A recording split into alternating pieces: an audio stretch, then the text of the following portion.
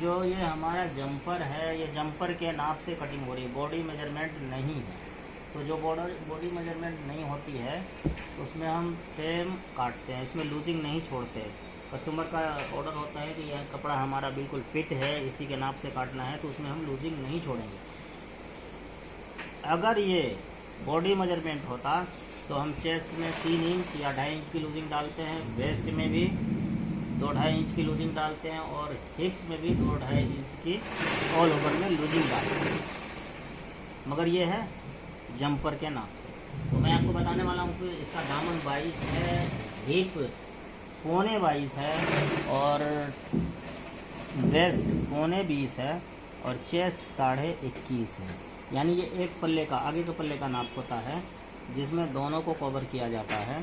तो कटिंग के टाइम उसके हम आधे हिस्से को के बराबर फोल्ड करते हैं। जैसे किसी का चेस्ट 20 है तो 10 पे फोल्ड होगा। अब हमें बताना यह है कि हम जो चाक फोल्ड करते हैं उसके लिए भी हमें मार्जिन चाहिए, कपड़ा चाहिए, और बॉडी में भी मार्जिन रखते हैं। तो इस हिसाब से हम कपड़े का फोल्ड जो करते हैं, जो सबसे बड़ा हिस्सा चेस्ट, हिप और दामन, इसमें से सबसे बड़ा हिस्सा जो होगा उसके हिसाब से हम कपड़े को फोल्ड करते हैं। तो आप यहाँ देख सकते हैं कि सबसे बड़ा हिस्सा हमारा दामन का है। अब रही बात कि चाक के लिए हम कितना कपड़ा रखते हैं, मार्जिन कितना रखते हैं, तो चाक के लिए हम 1.5 इंच रखते हैं तुरपाई वाली में, सिलाई वाले में 1 इंच, अगर पतली सिलाई करनी है। अगर चौड़ी सिलाई करनी है तुरपाई वाली की तरह तो उसमें भी 1.5 इंच रखेंगे। तो आइए हम आपको बताते हैं कि ये जो 1.5 इंच मार्जिन है, इसमें हम 1.5 इंच में एक सूट प्लस करेंगे ताकि कटिंग में हमारा निकल जाए। और कपड़े में थोड़ा खिंचाव था तो इसमें मैंने करनी में पहले कट लगा दिया है और ये खिंचाव इसका खत्म हो गया है। कपड़े में जो है ऊपर नीचे है, मतलब टेढ़ा मेढ़ा है, इसको भी हमने सीधा करने के लिए स्केल की मदद से सीधा कर लिया है।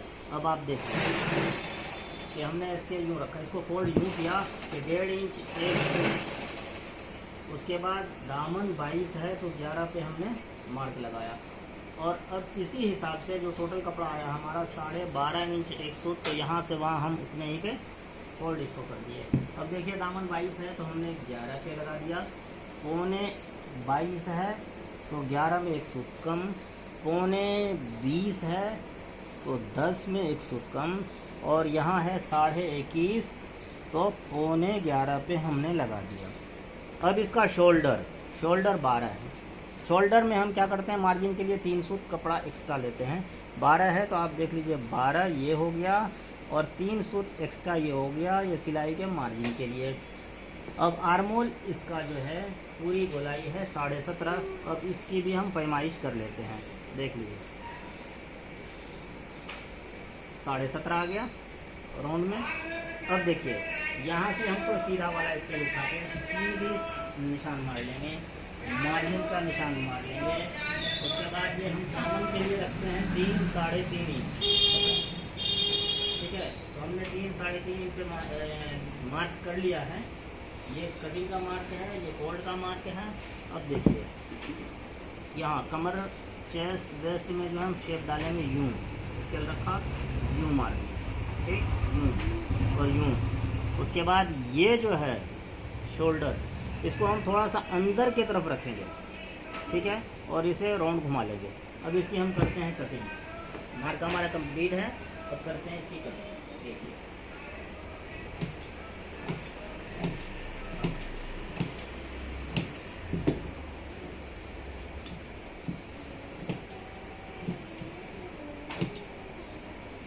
ये हमारी कटिंग हो रही है। हाथों हाथ हम फुटके भी लगाते हुए चलेंगे, फोल्ड का फुटका। अब आप देख सकते हैं हमारी कटिंग हो रही है।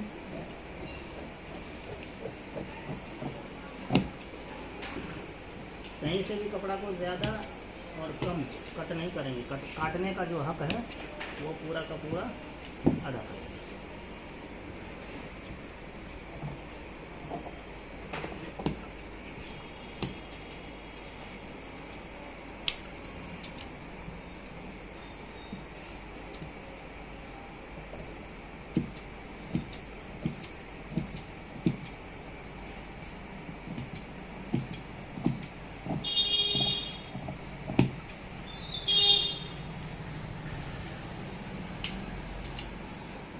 अब आप देख सकते हैं कि हम यहाँ हिप और वेस्ट चेस्ट का पोस्टर लगाया हुआ है। इसका मार्क हमने कर लिया है कैंची की नोक से। और इधर के साइड हम ये निशान उठा लेंगे, हाथों हाथ ये निशान उठा लेते हैं ताकि वर्कर को यानी जो सिलाई करने वाले हैं उसको इस बात की दिक्कत ना हो कि कपड़ा को फिर से संभालना है और निशान को लगाना है। अभी जो निशान लग जाएगा वो परफेक्ट दोनों साइड लग जाएगा। बाद में लगने के बाद चांस ये होता है कि निशान टेढ़ा मेढ़ा भी हो, कम बेच भी हो जाए, इसलिए हम हैंड टू हैंड लगा देते हैं।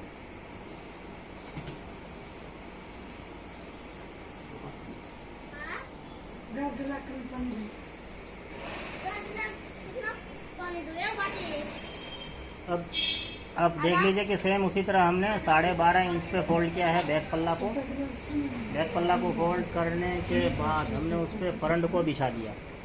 ठीक है, ये हमारा पैटर्न बन गया। अब आगे आप देखिए कि हमने इसको लंबाई में कंधी के पास थोड़ा सा बढ़ता हुआ रखा, 1 इंच बढ़ता हुआ, और आर्मोल में भी बढ़ता हुआ रहेगा बैक। अब ये क्यों बढ़ता हुआ रहेगा?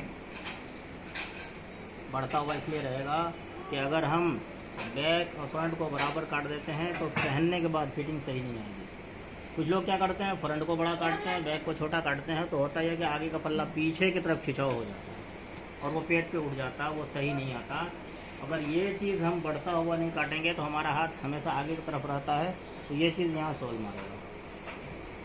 ज़्यादा कटा तो वो सोल ख़त्म हो गई और पीछे का हिस्सा खिंचाव मारेगा, कपड़ा फट जाएगा, पहनने में कंफर्ट नहीं होगा, इसलिए यहाँ से हम बढ़ा के रखते हैं। अब करते हैं इसकी कटिंग। बाकी यहाँ से सारा कुछ सेम होगा।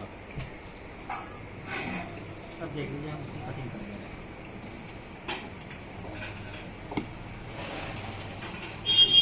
ये बैक गला का टुक्का लगा लिया हमने ब्रॉडनेस का। अब ये हम कटिंग कर रहे हैं आर्मोल की।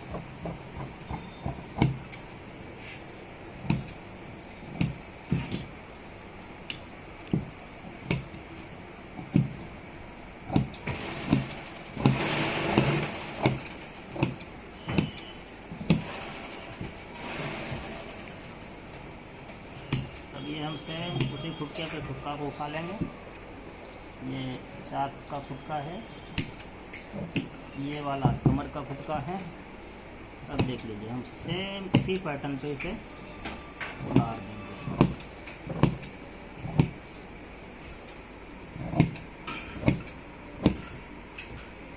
ये दामन फोल्ड का फुटका है। अब नीचे से भी हम कपड़े को बराबर कर लेंगे।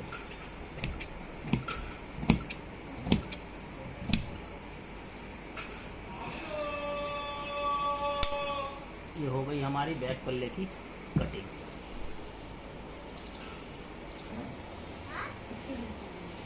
आस्तीन की लंबाई जो है 17 इंच है, मोरी 5.5 इंच है, आर्मोल सीधा स्ट्रेट में 8 इंच के करीब है, 8 माइनस।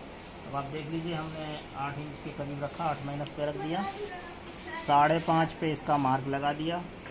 17.5 यहाँ से हमने रख दिया, हाफ इंच दबाव जाएगा और फोल्ड के लिए 1.5 इंच। ठीक, अब देखिए इसका मार्क हम ऐसे करते हैं। यहाँ से 3.5 इंच पे मार्क कर लिया, मुड्ढा डाउन 3.5 इंच पे यहाँ से रखा और यहाँ से रखा हमने खींच दिया। ये मार्जिन का मार्क। ठीक, अब हम इसको व्यू मार्क लगा के इसकी कटिंग कर लेंगे। आस्तीन हमारा रेडी है। थोड़ा सा यहाँ कपड़ा कम है, ज्वाइंट आएगा और ज्वाइंट हम लगा देंगे। आस्तीन कंप्लीट।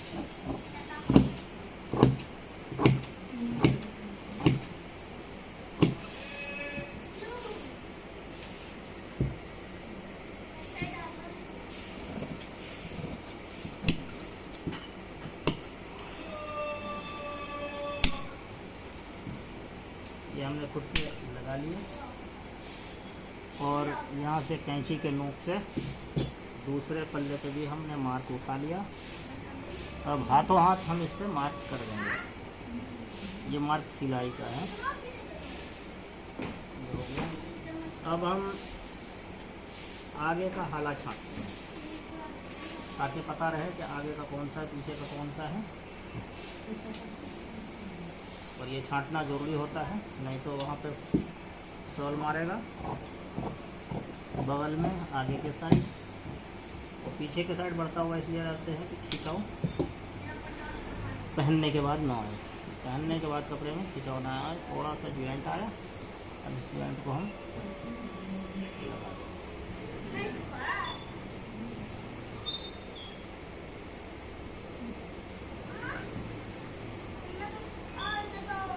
जिस पल्ले में ज्वाइंट आना है वो कन्नी है, और कन्नी वाला कपड़ा हमारे पास ज्वाइंट के लिए है, तो हम कन्नी वाला ही ज्वाइंट लगाएंगे ताकि हम इंटरलॉक से बच सकें।